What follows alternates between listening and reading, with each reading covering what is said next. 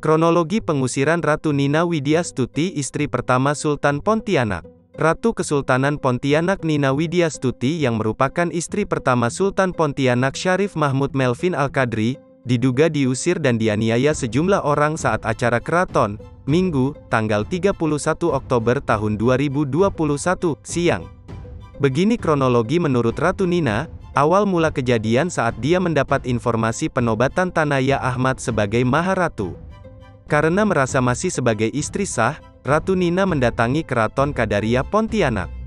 Saya masih istri sah dan saya tidak terima dia akan dinobatkan. Karena yang harus dinobatkan itu adalah istri sah seorang sultan, baru bisa mendapat gelar, kata Ratu Nina kepada wartawan, Minggu malam. Ratu Nina menegaskan kedatangannya bukan untuk membuat keributan, tapi hanya sekadar ingin bertanya langsung kepada Sultan Pontianak.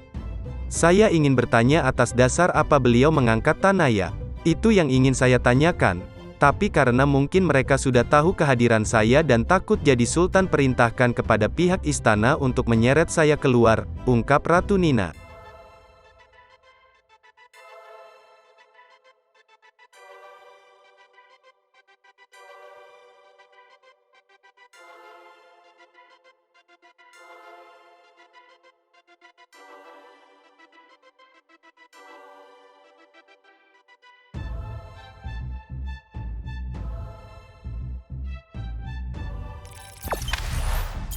Jangan lupa subscribe, share, komen, dan like ya.